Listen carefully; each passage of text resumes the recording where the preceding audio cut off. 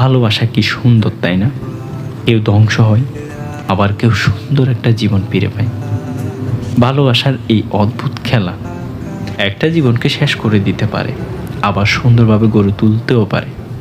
প্রতিটা চোখের পানিই বলে দেয় কারো মাইয়া কতটা ভয়ঙ্কর।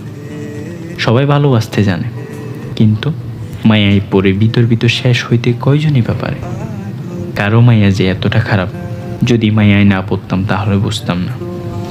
ভালোবাসা মানুষকে নিয়ে বেঁচে থাকার কথা ছিল, কিন্তু তা হয়ে ওঠে নাই, বরং তার স্মৃতিগুলো নিয়ে বেঁচে থাকতে হচ্ছে। প্রতিটা রাত এমনভাবে কেটে যাচ্ছে যে মাঝরাতে তার কথা ভেবে ভেবে দম বন্ধ হয়ে যায়।